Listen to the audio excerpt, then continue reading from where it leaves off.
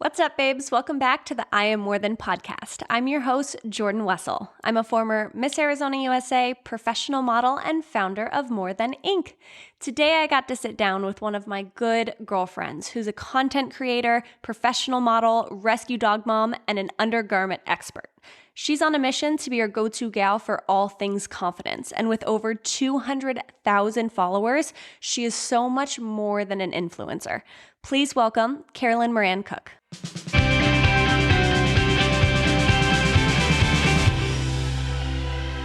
me a little bit about yourself, like quick elevator pitch. All right, how quick? 'Cause... You know what? There's no timer here. Okay, I'm actually coming up on my 10-year anniversary. That's crazy. This month.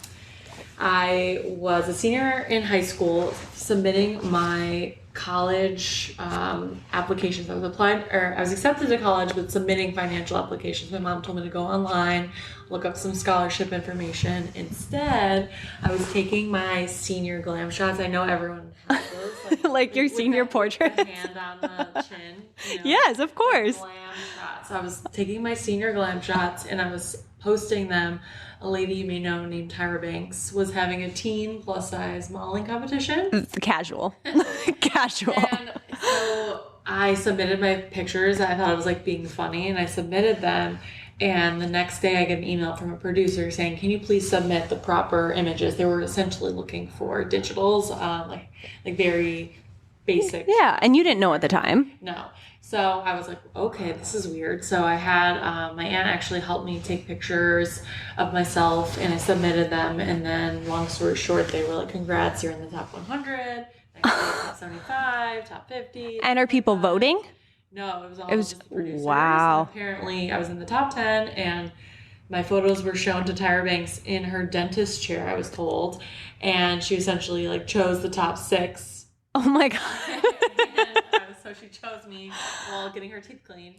Wow. They flew my mom and I out to New York to compete on her Tyra show. I don't know if you remember back when she had a TV show.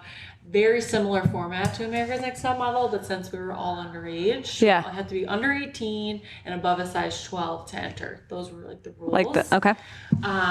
So I was top 6. They flew my mom and I to New York. We competed in a mini America's Next Top Model, like a series of challenges. We shot with Nigel Barker. That's so cool. And so long story short, I was runner-up of the competition, and my 17-year-old self, I was crushed. That's amazing. I thought it was the end of the road. Oh, of course. You know. Of course. Thought it was it. Little did I know. So I go to college in. I went. So I on the TV show. If we're gonna rewind here, we can actually come back to this.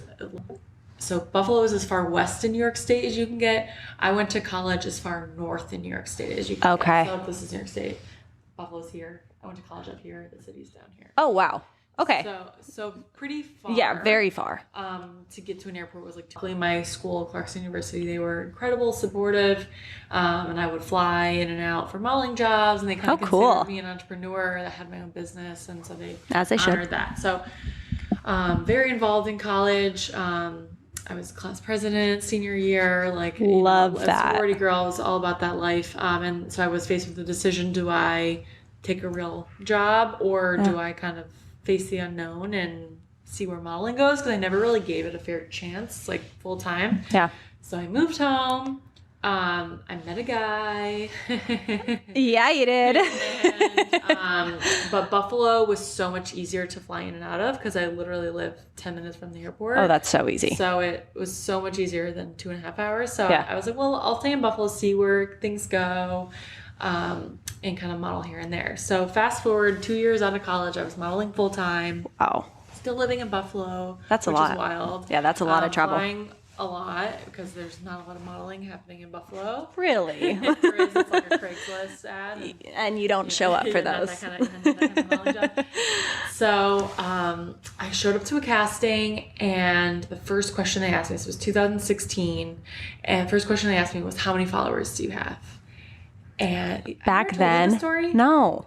First question was, how many followers do you have? And it was 2016. I was so proud of myself. I was so tall. And I said, I have 10,000 followers. And the guy laughed in my face. He goes, you better step it up, honey. What? Yeah. So I At a casting? At a casting, and they didn't even ask my name, didn't even ask my size, like nothing. Like, how many followers do you have? And I know they do that now, but this was 4 years ago before social media was like yeah. Wow. Okay. Which I guess like it's like 1997 sometimes. I know. I'm with you. I'm like, it's 2020. What? 2020. Okay. So 2016. So I was like, whoa, what the heck? So that's when I was like, what is social media? Why is it important? Who cares? Because at this time I was really just posting like any modeling photos that I had. I would just kind of like throw them up, or like my college party pics. I thought it was like sweet with the X Pro 2 filters on them, like the vignette. Oh yes, vignettes. So that's when I met my friend Julian, and she was working on behalf of a brand with their social media strategy. So she knew what brands were looking for when it came to working with influencers or content creators or bloggers, whatever you want to call them. Oh, sorry, my dog's going crazy over here. All right. And I knew a lot of models at the time were posting and who had big followings, but they would post these beautiful photos and they would just have very short captions or emoji captions. Yeah. And I was like, for me, I wanted a little bit more depth, a little more grit. So that's when I was like, okay, what do I want to be known for online? And so for me, I found I wanted to share things that I learned kind of behind the scenes as a model that you could apply to everyday life. So whether it's makeup or wearing stuff or how to wear stuff. And as a full 14, I'm always like the biggest size that normal stores carry. And which the is crazy. Smallest size that plus size stores carry. So sometimes they've recently coined this like in-betweeny term that I'm kind of in between regular sizing and plus sizing. So where I've really hit my stride, I feel like, is kind of exposing the little behind the scenes of life that people don't really talk about when it comes to undergarments and dressing as a size 14.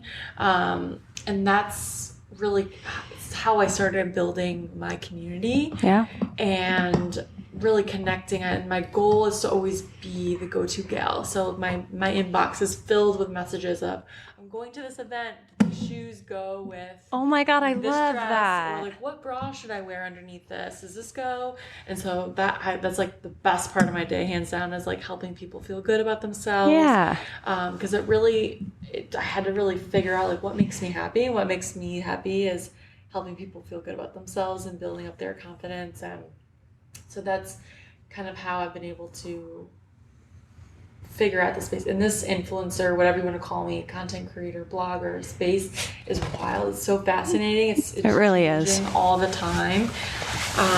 And I think it's been such a journey. Oh, I'm sure. And it really hasn't been that long if you really think about it, which is crazy to me. For sure. And I also feel like with what you do, which we'll get into all your social media, but you have to have a lot of confidence to be able to like show up on set. If you're showing up and you're the biggest girl, what is that like for you? For sure. So I've kind of always enjoyed secretly being like the token curvy girl, or like the one of these things that is not like the other. That's awesome. I kind of like being, it's almost like the underdog, because I'm always like, the expectation is always so much lower. Yeah. So when I over deliver, it's like that much more exciting. Totally. You're like, boom.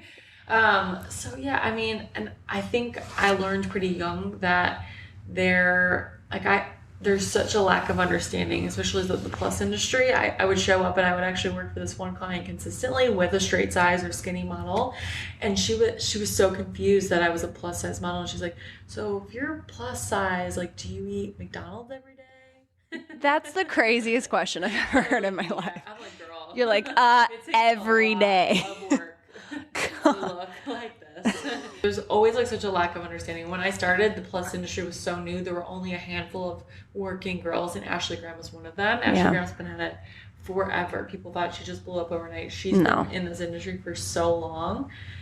So I was a little fetus like when I started, and I've really seen this industry change and grow, and there's still a lot of work to be done, but it really has become more of a thing. There's definitely more. Absolutely. And at least plus size is being acknowledged, which is great. But at the same time, like, I really don't like that plus size, straight size, and like that definition of beauty needs to change far beyond just the industry. Yeah, so for me, plus size was never an offensive word. I was like, you can call me whatever you want, I guess, as long as you pay me, I guess. I don't know. Yet I understand why people get offended by plus. They don't like the label. They don't like it. So whatever you want to call me, full figure, curve, plus, whatever, size 14, it's fine with me. The labels don't bother me. But it's been nice to see brands stop separating it, because if you, I don't know if you ever remember or whatever, shopped with anyone who's plus size. If you went into a department store, you go, the first floor of Macy's, and you're shopping for clothes. To find the plus size clothing, you had to go upstairs behind the luggage next to the bathroom, and there was the That's ridiculous. Section. That's ridiculous. So it's nice to see that they are starting to put things next to each other on the rack, because everyone wants to have the same shopping experience. They don't want to feel alienated or like they have to go behind the luggage next to the bathroom to find clothes that fit them. Definitely. So I also feel like have you always had this sense of confidence and sense of reassurance in your skin? Because modeling is tough. Modeling has been a blessing and a curse, because it has given me confidence in things that I never was confident in. Yeah. However, it has also raised insecurities that I would have never discovered either. Totally. Does that make sense? I always say that I never knew anything was wrong with me until somebody told me what was wrong with me in this industry. Because it's like... Yeah, for sure. Being so young, joining the industry, there was always something wrong with me. I was too big, too small. My hair wasn't long enough. My hair was not short enough. It was like I needed to gain weight here, lose weight there. And it was just always something. It's like, I eventually just got so exhausted that I was like, you know what, this is what I'm at. This is where I'm at. If it works for you, great. If not, I understand as well. Totally. But it's really hard trying to keep up with someone else's idea of beauty, of what you're supposed to look like. Yeah. So like the weirdest compliment I ever got was that I had a makeup artist tell me that I had the best spacing on my eye for eyeshadow. What? I was like, what? I was like, okay, I'll take that. I'll take that. Like, I'll keep giving them to me, but still, just like things that I'm like, oh, okay, I'm confident about my eyelids now. Yeah, it's. But like your body is, you have to learn. For me, I learned to compartmentalize that my body. I am not a person. I'm a product. When I step on set, I am a product being hired to sell other product. I don't have a voice. Wow. I don't have an opinion. I'm literally a breathing mannequin, and that's all they care about end of the day. Which is so harsh, but so true. And I feel like that's a realization that you kind of have to get to, or else it's a very offensive industry. You have to grow thick skin. Very fast, thick skin. Which is easier said than done, and it's something I still work at. But Of course. But 10 years later, I'm like, you know what? You've gotten to a point where you're like, take it or leave it. Like, totally.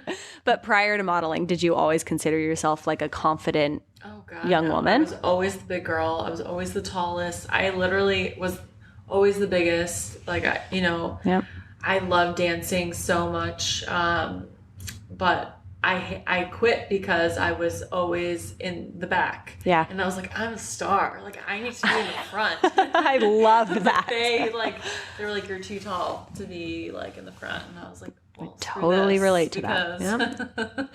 Like, I want the star of the show. I'm the star of the show. Why don't you understand this? So I quit. And so I just remember, I remember talking, what's your earliest memory of the open size of your body? Mine, the one that comes straight to mind is when I was a cheerleader and I went out for cheering, and I thought I was so cute and my outfit, and it was great. And given this was sophomore year of high school. Oh, wow. And I remember a girl saying to me, don't you realize that you're the biggest girl on our team? And then she had made a comment that I should wear tights under the uniform so it would cover up cellulite on the back of my leg. Oh, wow.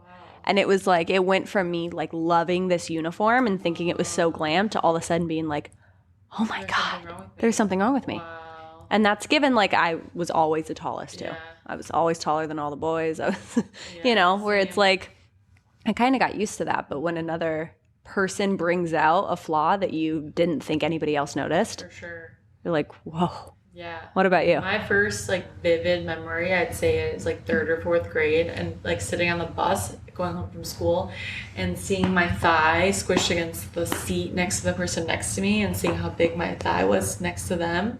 That was like wild. Like I was like, oh my God, my thighs are so big. Wow. That and my feet were always super big. I wear a size 11 shoe. My feet were always like the biggest. And I remember like someone's mom saying like, oh my God, you have bigger feet than I do. And I was in third grade. I was wearing Oh a my size 6. gosh. But it's like, you don't know it's bad until someone tells you it's bad. You have no idea. You have nothing else to compare it to. I just remember like the boys at school would draw like my hands next to the other girl's hands. And I'm really like, it's funny now because I never would have ever dreamed that I would be hired for the way I look, which is like wild. But yeah. It just like that stuff like sticks with you. It totally does. And you look back and thank God we didn't grow up with the era of social media because I can't imagine how difficult that is because we got to compare ourselves to our classmates and to like the girls in the magazines and like on TV shows. But there was no scrolling. There was no, you didn't realize that someone else looked better than you. Yeah. And I can't imagine how damaging it must be. Yeah, for sure.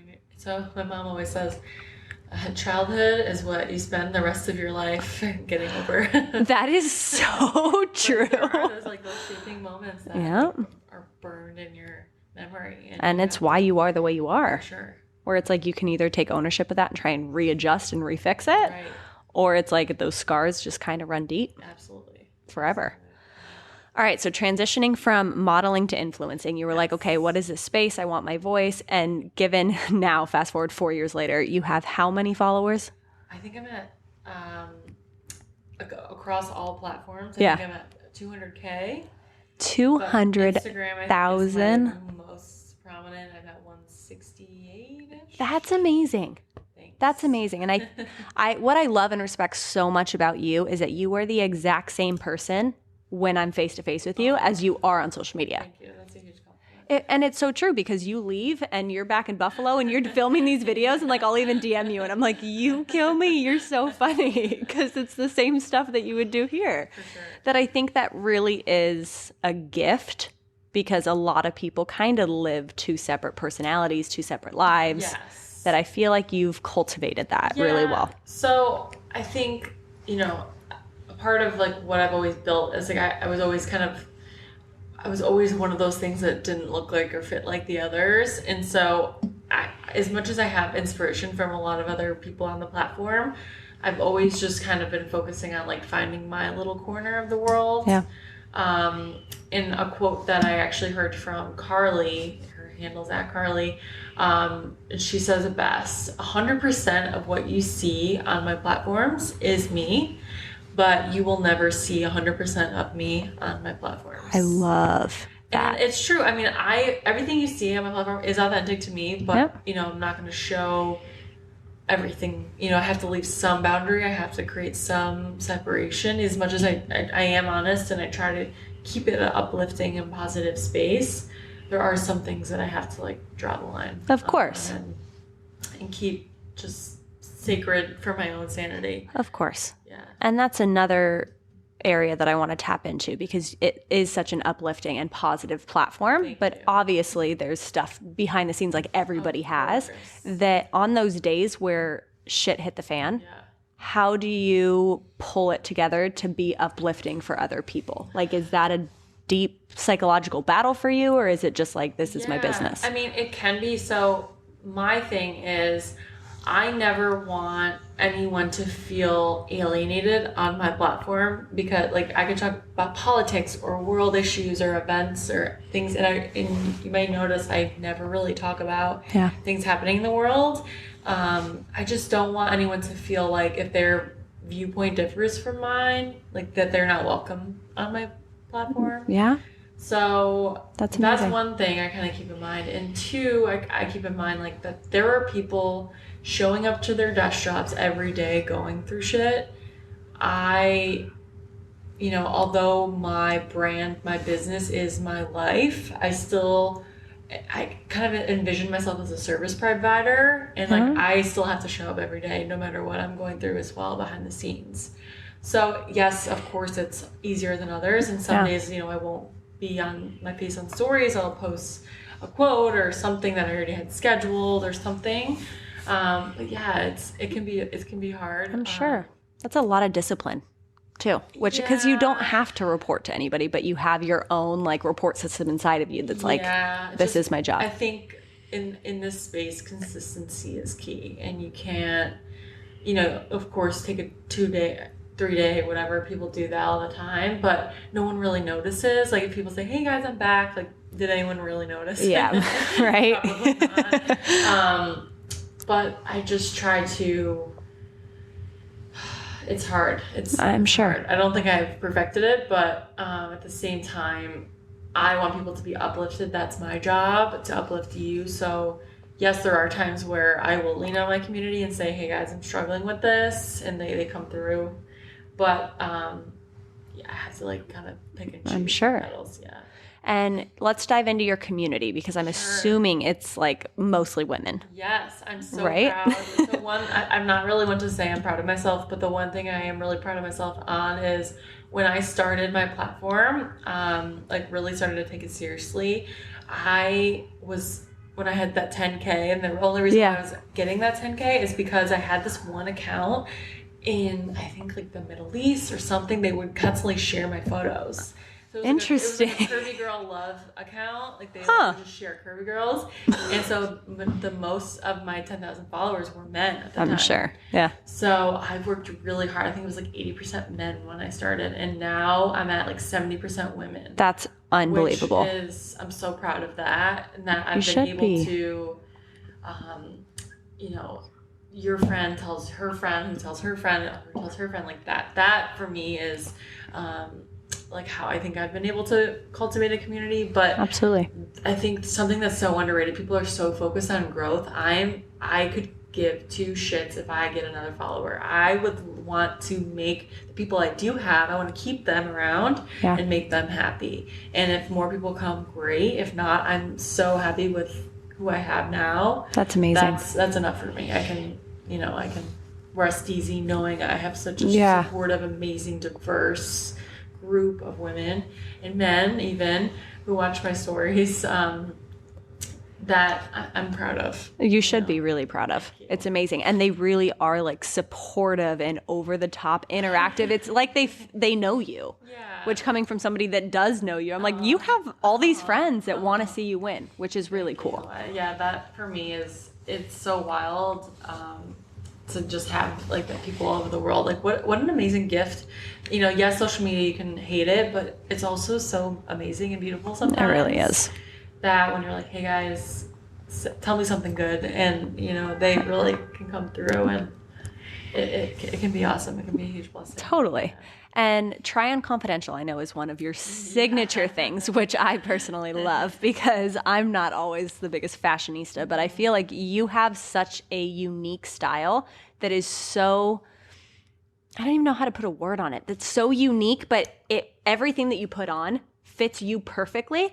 And it's like, I could see myself wearing that. Whereas you look at other girls in these like magazines, I'm like, I would never wear that. It's so funny because I don't think like anything I post or wear is like that innovative or great. I really don't. You're so funny because it's you. I really don't. Like, I just think that, I don't know, the fact that I'm curvy and putting together and getting inspiration from people who aren't. Yeah. And like wearing them, and like that's groundbreaking, which kind of makes me sad. Like, why is that so exciting? I am with you on that. That is confusing. And I do think that although there are plenty of curvy influencers out there, why is it shocking still? Yeah. And that's another thing too, is like, I have so much respect for like the OG plus size bloggers and the girls that were out there doing it first. Yeah. But like, I don't really necessarily fit in or identify as much with a lot of them because I'm not really truly a plus size woman. You're not. I have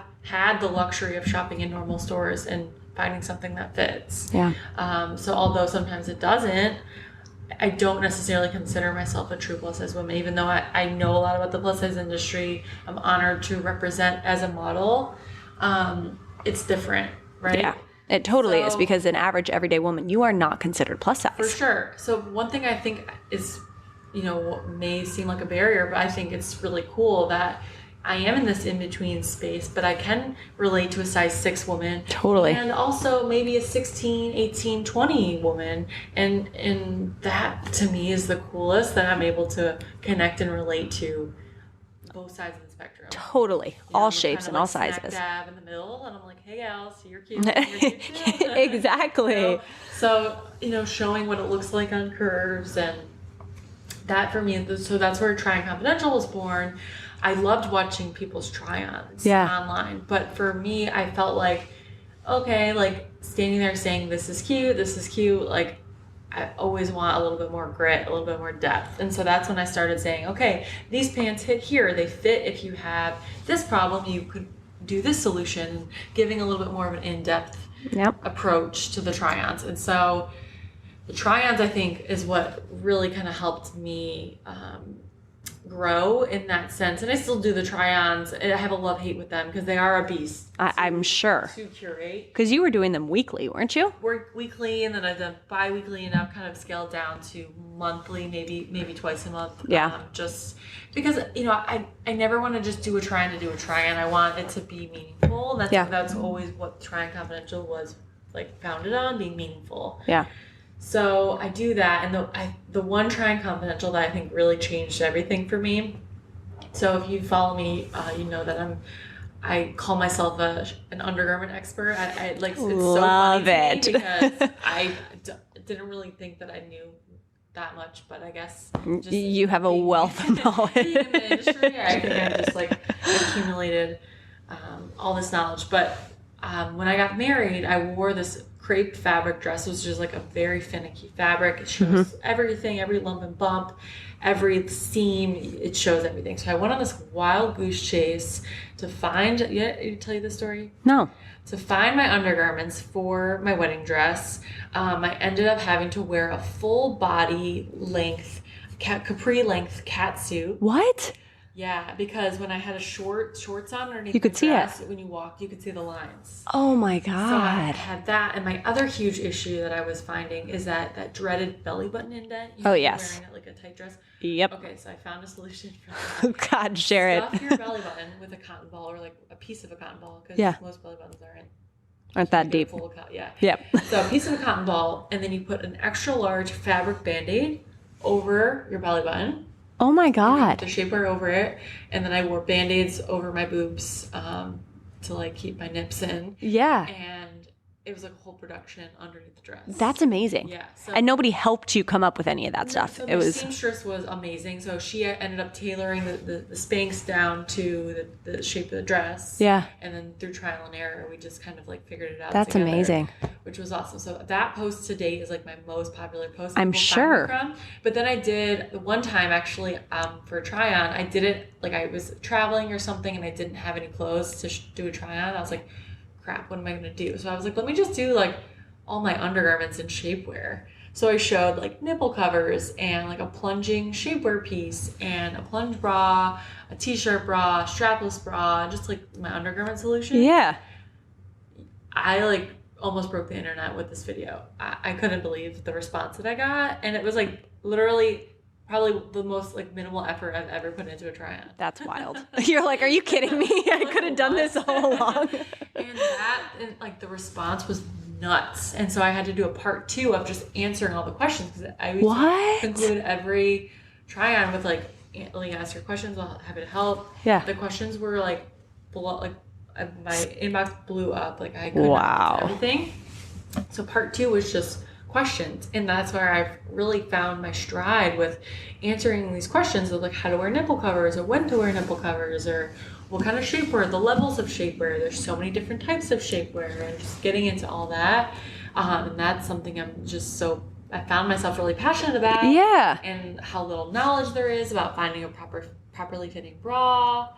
And that's just like become your like thing. niche. Yeah, I love it. Do you think that it's because women have never talked about their shapewear? It's been very hush-hush. Yes. And so the common theme that I've found time and time again is there's an immense amount of shame tied to talking about undergarments. Really? Wearing undergarments. Like, literally, the number one question is, aren't you embarrassed for your husband to see you in shapewear? What? Yeah, like, people are like, aren't you embarrassed to, like, post this video? Your husband's gonna see you in shapewear. I was like, girl. Like, well, first off, you only knew my husband. Right? He's Brian's like, I love it. And two, like, I wear shapewear for me. You know, Yeah. I wear shapewear because it makes me feel good and it makes me feel supported.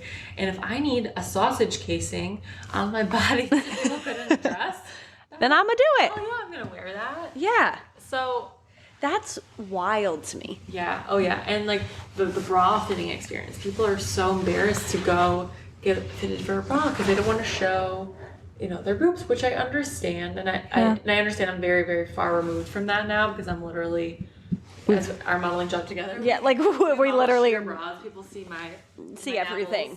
There's nipples. My nipples. Nipples. I got naps. What is the difference? So nipples are tiny. Okay. And nipples are large. Nipples.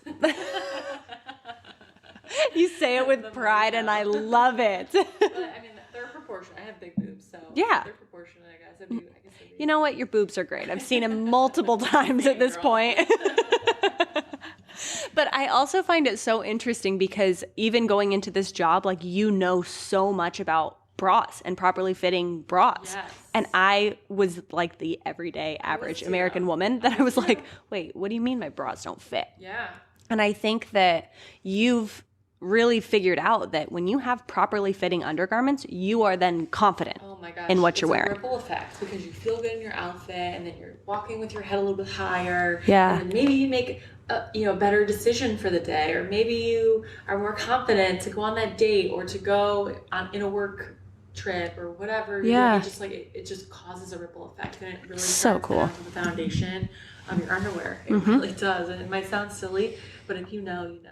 Right? If you know, you know. And I feel like once you hit a certain age too, which I don't know which age that is, but once you like become a woman, you really learn that like that does have an effect on you. For sure. I mean, I was wearing, 4th grade, I was wearing 4, do you remember the limited 2? Yes. I had 4 limited 2, like cami shelf bras on top of each other. Oh my God, you poor thing. And my mom was like, okay, we need to take you for a bra. Yeah. So I went from like wearing that, like they were like ratty, pathetic little like, shelf from bras limited 2 to a 36C, and I cried so hard. I didn't want boobs. It wasn't cool to have boobs. And of course I went to Victoria's Secret because everyone thinks that's which we'll dive into Victoria's Secret. And I was mortified. And so then, I really didn't start wearing the right size until a couple of years ago when I thought I was a 40D. Wow. That's what I was wearing. And now I wear 34G, which is actually a 34I US sizing. Which it's interesting because I don't think women know anything about sizing. These are big. And yes. Like, they're not. And the problem is people get really offended. And I think it goes back to the shame. They don't want to be told that they're wrong. And it's embarrassing. It's an embarrassing topic. It's really not. But it takes like all of my restraint to like go up to somebody and be like, girl, let's get you a bra.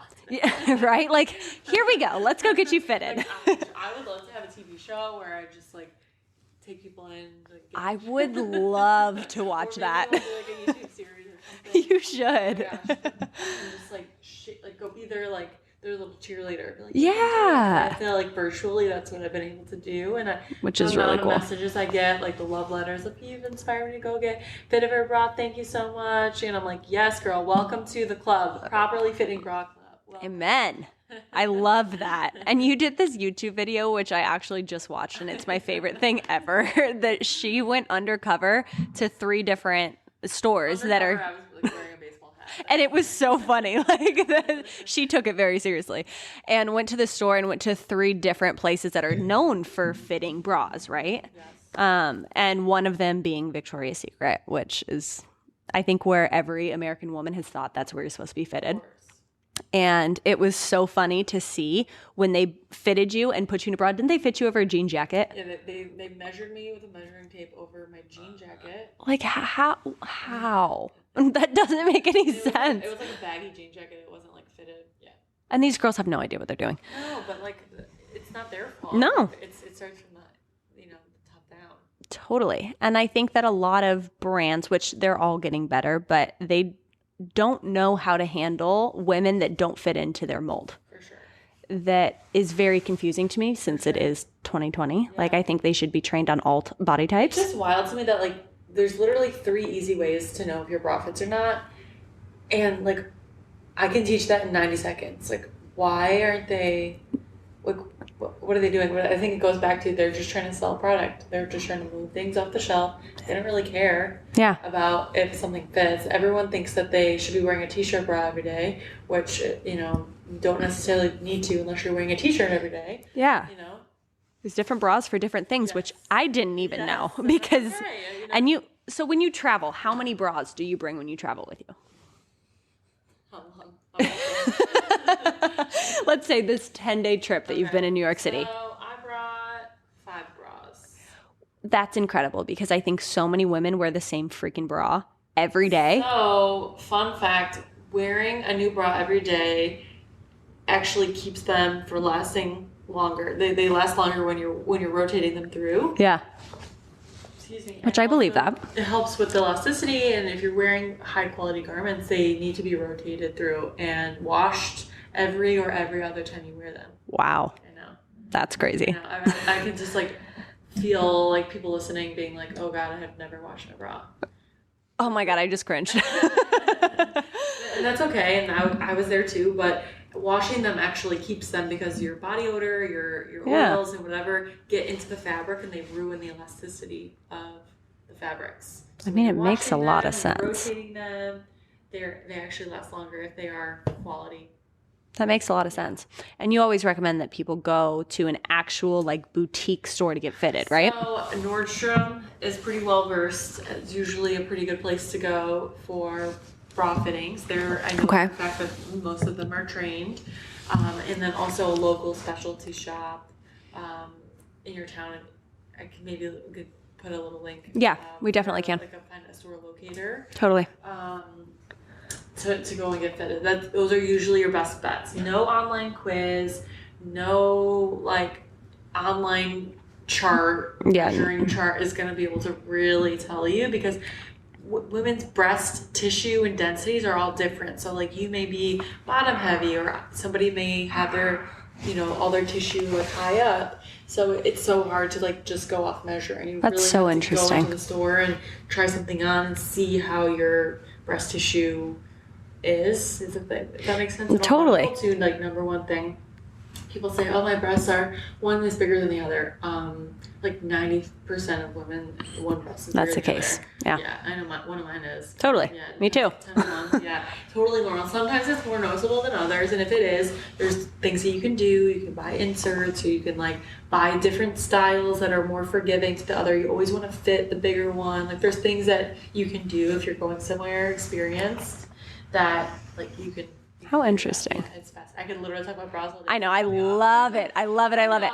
But I also think that women have always had so much shame talking about things that are uncomfortable. For sure. Thinking, I mean, even confidence stuff. Like we'll start talking about things that make you insecure and you're like, oh my God, you too? Like you're insecure too? And it's like, I don't think it's normalized yet. And especially with undergarments, which you've really tapped into that market. Sure. But is it ever difficult for you putting yourself out there in front of 200,000 people, being very confident in your own skin when people are trying to pick you apart and ask you, aren't you uncomfortable? Does that ever mess with you? Yeah, so I mean, I'm definitely not 100% confident. I always say like confidence is a journey, not a destination. I truly woke up thinking I would just wake up confident one day. And, Me too. That would be it. And I'd be like, okay, I'm confident. That's it. But it's really something I work at every single day. And some days are better than others. Did I ever in my wildest dreams imagine I would be dancing around in topless shapewear? Hell to the no. But I knew, I'm like, okay, if this helps one person, then it's worth it. If not, then what the heck did I do? So that kind of fuels my fire. I mean, it's never like fun to be so vulnerable. Totally. But sometimes the risk, it's worth it. It's worth it. Totally. The reward. And for me, the reward is normalizing it, talking about it, and maybe inspiring someone to go and get the proper fit for them. Totally. That's worth it. And where do you get your confidence from? Like, is there daily things that you have to do to kind of check yourself? What is that process been like for you? Honestly, this might sound so cheesy, but like I've always been like a fake it till you make it. Like Yep. you dress the part, or you just kind of like, pull it out of somewhere and just walk in the room pretending. You might believe it, others might believe it, and like that's really kind of how I've gotten through life. Yeah.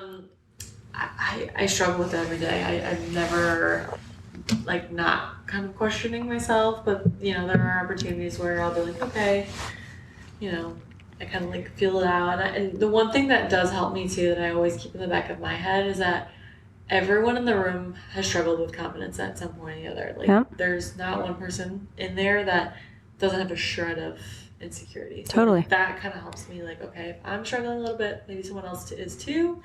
But if I'm nice and kindness always wins. Totally. Like, it'll be okay. I love how brutally honest your answer is, because I think that there's this preconceived notion that if you portray confidence and you have a platform of confidence, that you don't struggle.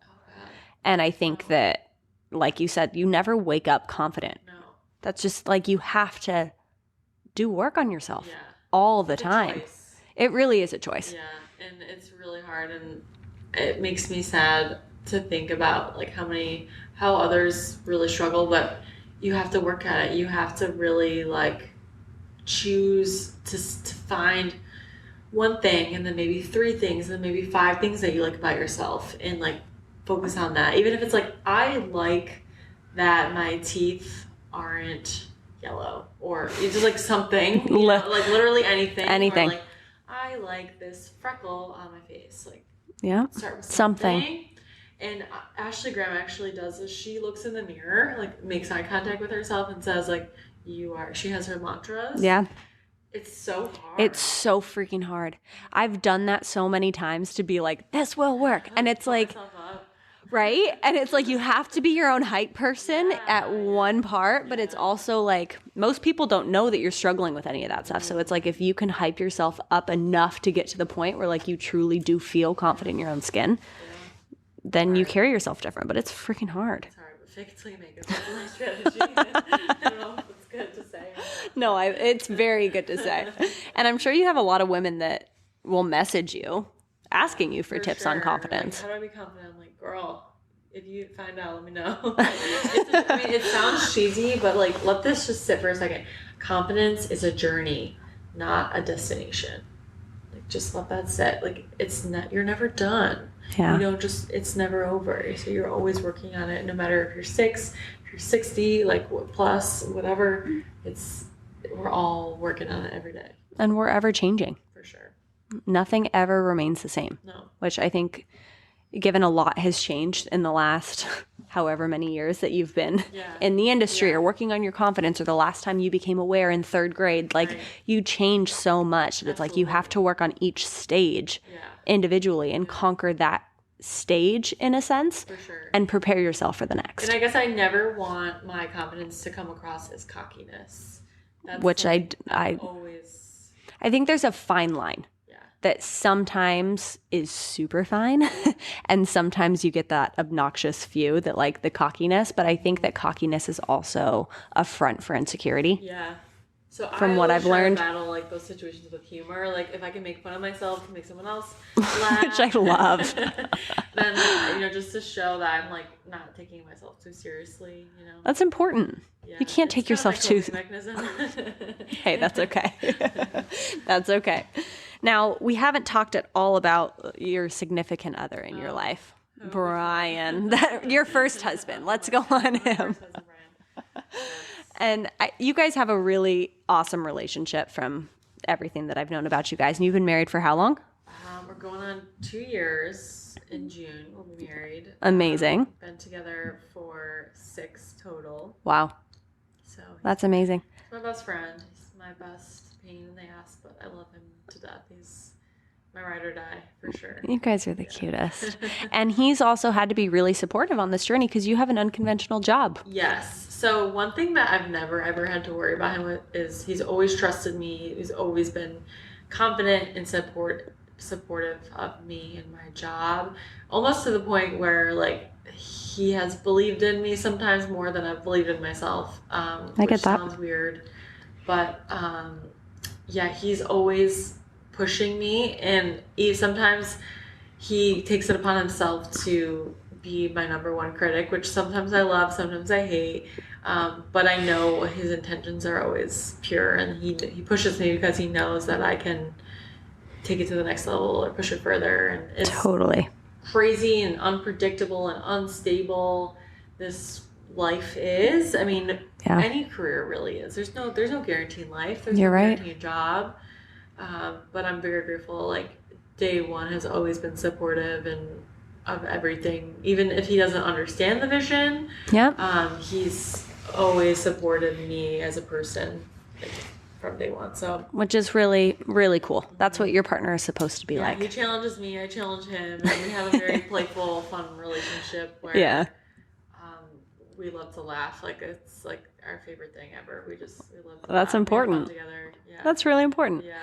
And you had brought up just how, which this is a total curveball, but how just unpredictable this life is. Have you ever been somebody that's suffered from any type of anxiety or mental health struggles at all? 100%. I've definitely struggled. And I never really like knew the word anxiety. I don't think like it's really ever been talked about until recently. And I love that it's so discussed now. But 100%. I have a lot of like weird, I guess to me it feels like tendencies that things are out of my control that I get really anxious about, and things through therapy I'm still working through. But yeah, I mean, I don't know how. I'm so glad you just brought up therapy because that's a stigma that I feel like anxiety was a stigma for a long time. And now it's gotten to the point where it's so normalized. For sure. But I feel like we have a culture of overly anxious people that don't know what to do with it. And therapy is still taboo. That I started therapy. I love therapy. It's changed my life, I think it's important for people to know like the faces behind mental health. And that going to therapy is not something that a weak person does. No. It's what a really strong person does. Absolutely. I think for me, it's just so helpful to have an outside party who has like no investment or no stake in my game, that it's just like, I'm like, is this out of line? Like, is this thought process? Like, does this make sense? Yeah. And it's just sometimes, like, most of the time I leave and I'm like, okay, I'm not totally... Right? You're like oh, okay. This week, or like, I'm doing okay. It kind of just gives me, like, a little outlet to talk in a way with no judgments. Totally. To someone that, understands my background, my history, and, like, the things that I've struggled with, Yeah. And they actually have not only an outside perspective, but they also can pick up on things that a normal conversation would never pick up on. For sure. That they can be like, oh, this makes sense because of what you told me on week 2. Like, this is why. Yeah. And I think it's really helpful to understand, like, self-awareness is such a underrated. It's hard, but it's like if you can figure out, like, what makes you tick, then you can have a little bit more control. 100%. Because, like, sometimes now I'll stop myself and be like, okay, why am I about to react like this? Like, is this actually a level 10, or am I level 10ing because of something else that, has spiraled me out of control? And is this actually a level 10, or, am I just reacting based off something else? So, well, I mean, you have tools that help you work through it. For sure. And I think that for me, self-love, which I don't even like that word because I feel like it's very overused now, but part of like my self-care routine is making sure that I can keep myself in check, and therapy has done that. Sure. Do you have any other things that you do that kind of keep you in check to make sure that you're the best version of yourself? So as a business person in this space, I'm either around people 24/7, or I'm either in like complete isolation. Like Siri sometimes is like the only person I'm talking to on a daily basis. Oh my god. I ask Siri questions all day long. So it's like one extreme or the other. I'm a very social person. Like I love to be around people, but it's also very exhausting. So I like to like have a good balance of like surrounding myself with like my core people, whether it's like my husband, my family, my close friends, And that, like, doing that, like, keeps me grounded, keeps me humble. Totally. And also just, like, doing something mindless that's, like, outside of my job of being on social media or being online. And for me, it's, like, I know it sounds so silly, but, like, watching TV with my phone in the otother room is, like, just that's my big, way though. to, like, just unwind and, like, let my brain turn to mush in the best way. Totally. And I really, like, wish my hobby was exercise, but I just, like, I'm not, like, that kind of gal. But hey, you know, that's okay. but just, like, excuse me, like, that for me, like, and also therapy for sure is a part of it, but just, like, putting my phone away for an hour, like, that's a big deal for me, because I could be on it nonstop. I would work every day, all day if I could. Totally. But do you find social media fun outside of your job? Like, when you're done with all your business stuff you need for the day, is it fun to go on and, like, go see what other people are up to? Yeah, it's fun. My, like, little creative outlet with no expectations, I, like, love. It's so stupid. I know people hate it, but I love running my dog's Instagram. Oh my God, that makes me so happy. Because it's, like, I like to be, like, a sassy, like, because I'm not very sassy online, but I think in real life you I'm a are lot more so sassy. I'm a lot more sarcastic, and it's not, I don't plan it. Like, I think a lot of my Instagram stuff is a little bit more planned, which I'm trying to work on, and not being so mindful. Yeah, but it's also your business. It's like, you'd be planned in your business life, you know? So my dog's Instagram account that makes me so happy. And, like, so that's, like, fun for me. That's, like, a fun outlet. But yeah, it's fun to see and catch up with, and, you know, feel like I'm staying in touch with people. Oh, I'm sure. Yeah. All right, so I'm going to flip back to something that we dove into in the very beginning when it comes to just being an in-betweenie, both in the modeling and the influencer game, because you are one of the only people I know that dances that line between being a professional model and an influencer. Like, it's uncharted territory. It's just like this whole industry is. Do you see as much inclusivity actually happening behind the scenes as it's presented to the public? It really depends on the day. Yeah. Honestly, like, it's amazing that brands are now carrying 00 to 24. But then there's times where you walk in a store and you don't see those sizes on the racks. You know, you can say, you know, I've been on influencer and press trips where they try to be really inclusive, but then you look at the group and it's really like, not the most diverse group as it could have been. So I think it's better than it was, and I think that's always a better place to be than not. Absolutely. But of course, I think there's still work to be done. There's still, you know, definitely the wall around the corner. But, you know, it's better than 10 steps than it back. was. It's better to be 10 steps forward and still have 10 steps to go than 20 steps back. And I think it's really cool that you're kind of blazing your own very unique path. So what is the next 5 years looking like for you? Can you even plan 5 years out? Or, like, what is the goal when it comes to social media? I think for me, I want to just, it's so funny. I'm a planner in a lot of ways, but when it comes to, like, life decisions like this, I throw spaghetti at the wall and hope that it sticks. And probably because you've learned that you can't control anything. Yeah, and learning to be okay with that. Because all my friends in college, they were all engineers, and they all took, like, very beaten paths, which is not a bad thing. And if you're on a beaten path, that's okay. But, like, it's, for me, I wasn't confident in the fact that all my friends had steady 9-to-5 pensions and 401ks and all that, and, like, I have none of that. Well, now, you know, I've worked up to that, but at the time, it's scary. It's so scary. So, sorry, what was the question? Where do you see yourself in? Where do I see myself? Gosh. I want to be happy. I want to maybe start a family. I want to be financially independent. You know, I want to be in a position where I could help out my friends and family.